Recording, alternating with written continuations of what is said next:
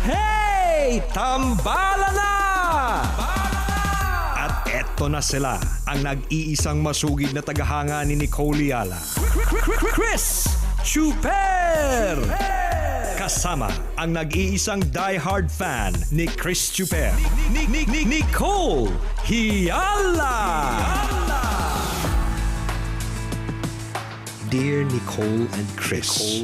Dear Nicole and Chris. Dear Nicole and Chris. Dear Nicole and Chris. Magandang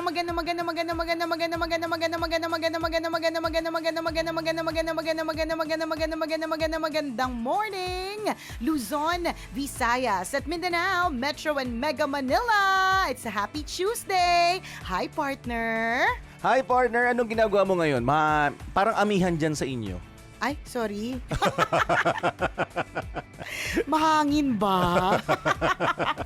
May bagyong may bagyong paparating yata sa lugar nyo ngayon.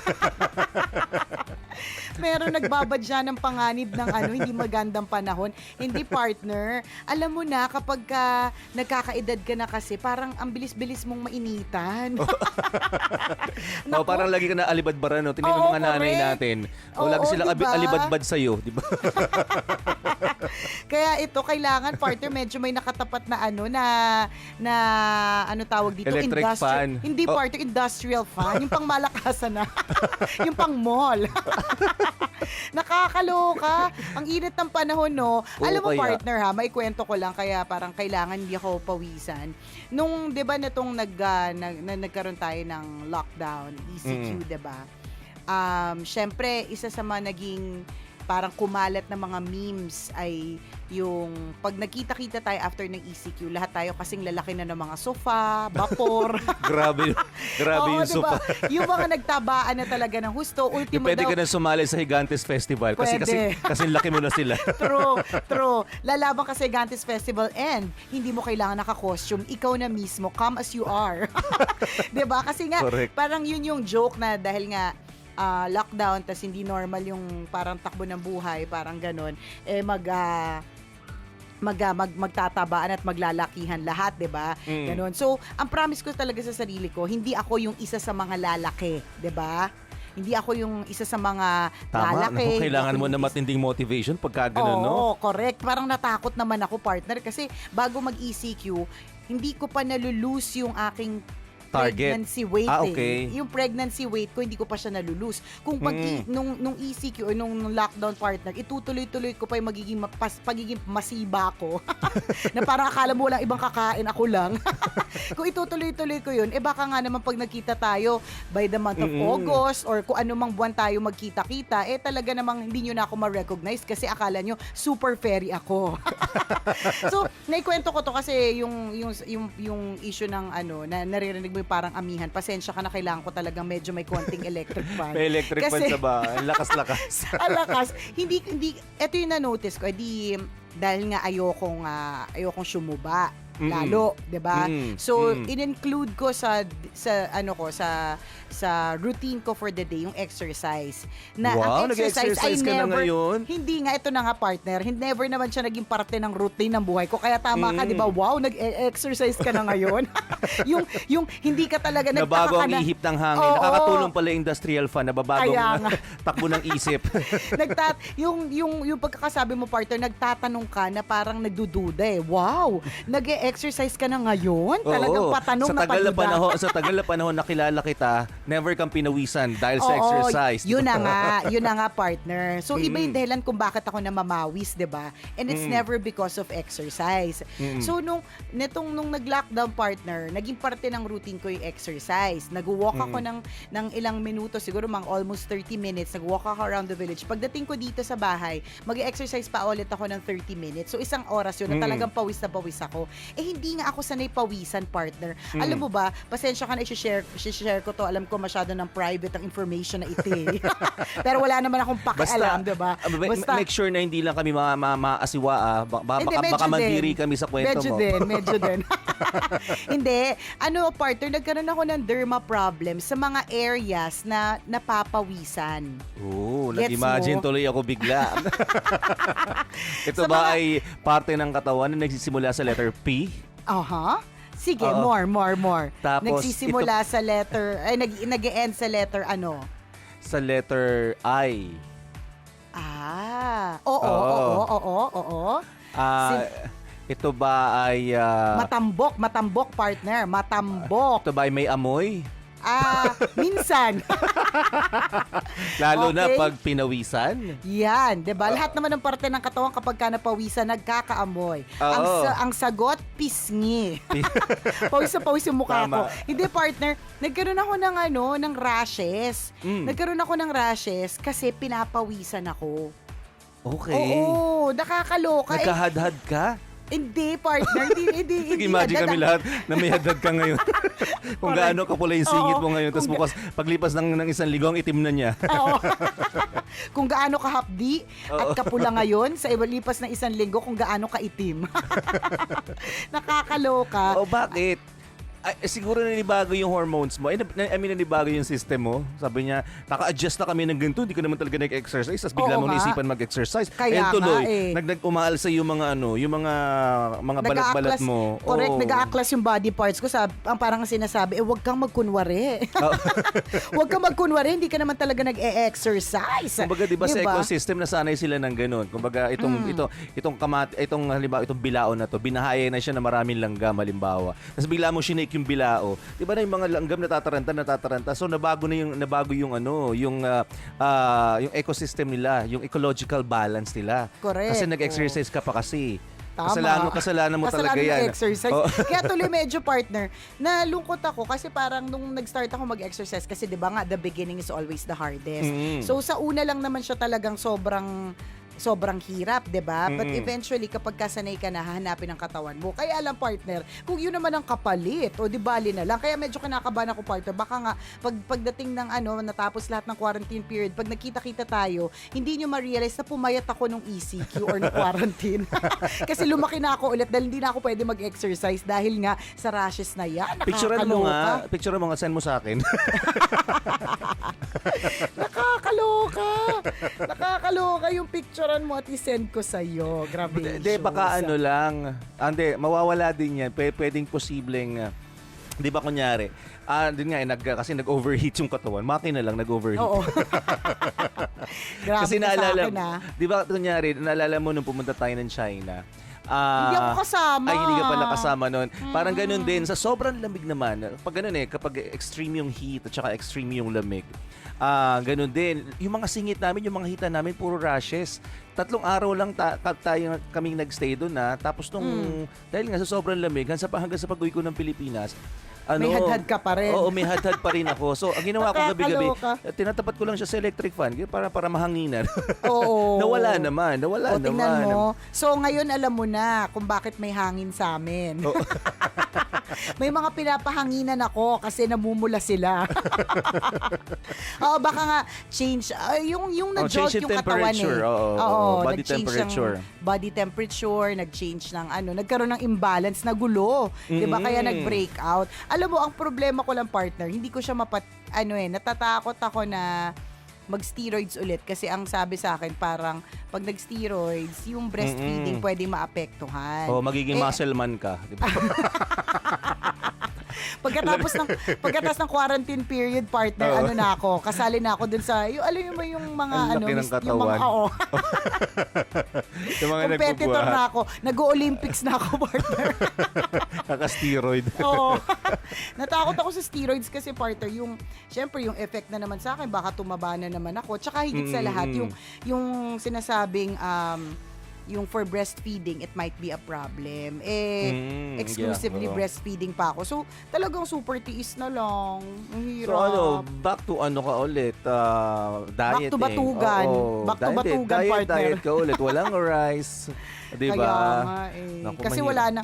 Yun sana dati nakakakain pa ako ng kanin kasi nabinaburn ko naman. Ngayon wali. Back to batugan, partner. Ay nako, sa mga tambalanista natin na nakatutok ngayon at iniisip ang pagpayat, disiplina pa rin is key. Totoo Doon sa ka mga dyan. tambalanista naman natin, ang iniisip ay pagtaba, sana all.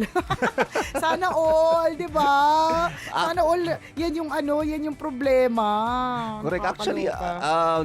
nung bata ako talaga, sabi ko, gustong-gusto kong magpataba. Yung pala, mas madali talaga yung magpataba kaysa magpapayat. Yun yung Totoo. sad truth, mga kaibigan, na, di ba, yung mga nag-wish na tumaba, mabilis lang po mag-gain. Pero yung mga nag-wish na magpapayat, matinding struggle, matinding steps, matinding motivation ang kailangan talaga.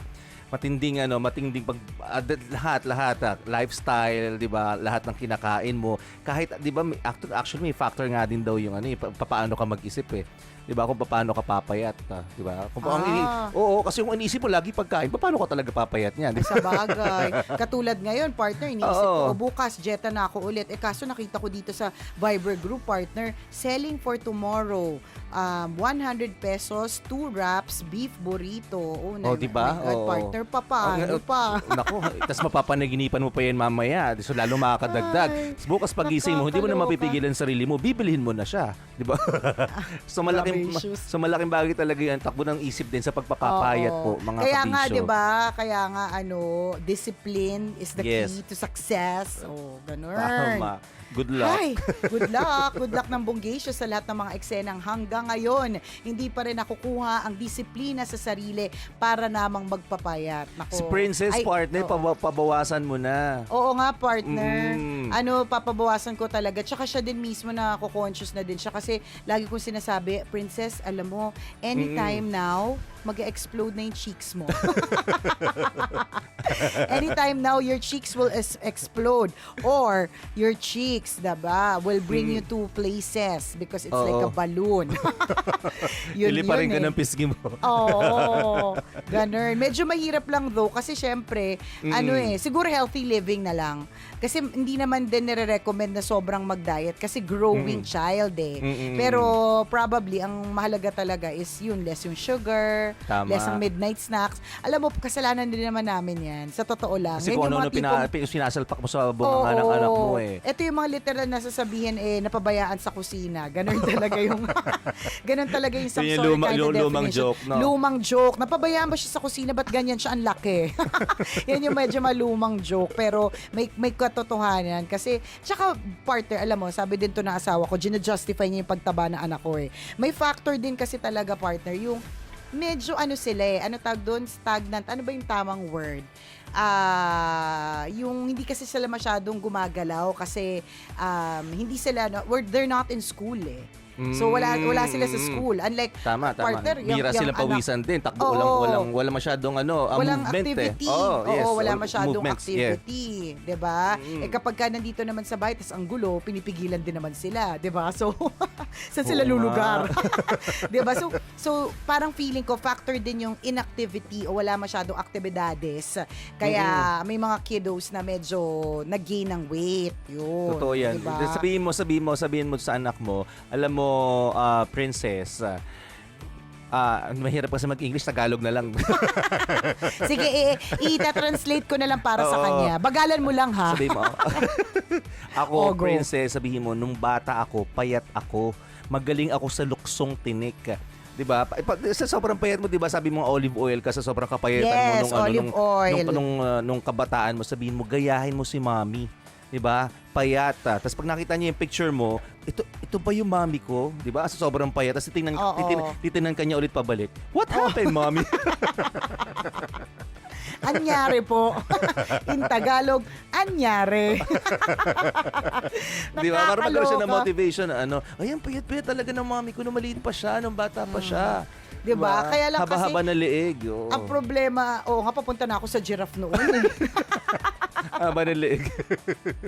Nakakaloka. Pero alam mo talaga namang mahirap din naman talaga. Pero tama dapat bata pa lang i-establish na. Although, ang sinasabi din naman sa akin ng karamihan is, hayaan mo lang kahit pa paano. Kasi kapag ka naman lumaki yan at naging conscious, i-establish na naman din sa sarili yung disiplina di ba? Pero pero syempre, of course, kung kaya mo namang i-discipline na now, ba't naman hindi? Patatagalin mo pa? Oo. Sa bukas mo pa, di ba? Tama, siya baka awayin ganyan. Ma'am, kasi pinakain mo ko ng na Ay, kanyang totoo. tinutokso ako sa school. Baka Diba? sisihin pa ako in the future, di ba? Oo, kasi lahat ng tira nyo, pinapakain nyo sa akin. Tingnan mo tuloy ako, ang taba-taba ako ngayon. Di ba?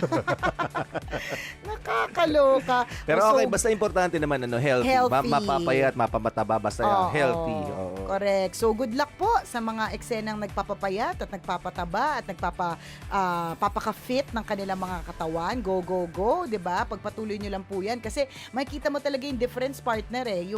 Yung kapag kabagay sa isang tao yung pagpayat, makikita mo talaga yung difference eh. Na grabe, ibang-iba talaga nung manas. Manas na talaga eh. No? Manas na yung term. Hindi, madami ka makakita ng mga, halimbawa, yung mga nagpo-promote ng mga slimming pills, slimming kinemig, diba? Na may mga before and after photos na nung before talaga namang nakakalurky, diba? Kasi talagang super triple XL. Pero nung nakapagpapayat, diba? Makita mo parang ibang tao. Parang Tama, bumata, gano'n. Correct. Yung mga Although may ganun. yung mga matataba din naman o yung mga Bagay. talaga na bagay Correct, na maraming correct, cute correct. at saka maraming talagang cute. adorable na Tama. na matataba. So hindi natin sinasabi na pag tumaba ka pangit ka. Hindi kasi Ay, tayo hindi. may mga Hindi, kaibigan hindi. tayong mas bagay sa kanya yung malaman eh. Mas bagay sa kanya yung mabilog. Tama. May ganun din Kaya nga 'di ba sabi ko kanina, good luck sa mga eksena ipagpapapayat at pagpapataba. Kasi may mga iba talaga na mas bagay sa kanila yung medyo malaman. Tama ka dyan, partner. Totoo. Mas bagay sa kanila yung medyo malaman, mas bagay Mas sa maganda kanila. sila nung tumaba. Oo, di ba? correct. Kasi mas nagmukhang may sustansya, mas nagmukhang may pera. Oo. Saka nag-glow na batak yung mukha nung payat Oo, siya. 'Di ba? correct. Parang bagsak na bagsak yung saging yung yung face. 'Di ba? Tama. Bagsak pa tas ang daming linya sa mukha nung tumaba, nabanat yung mukha. 'Di ba? Tas nag-glow, naging rosy cheeks. Tama. So, basta importante healthy, pumayat ka man o tumaba, basta importante healthy. Correct. Isang malaking check ng pink na ballpen. O, ingat po kayong lahat mga kabisyo. Mamayang 9:00, isa na namang kwento mula sa ating Mahiwagang Burnay ang ating mapapakinggan kaya't inyong pakaantabayanan. Gotta go mga kabisyo. Muli ako po si Nicole Leala, At ako naman si Cambio King Chris Chuper. na nagpapaalala, una magdasal ka para mabuhay ka. Pangalawa, mag-face mask ka para mabuhay naman ang iba. Yon! Yon! Always your number one. SM Radio Station.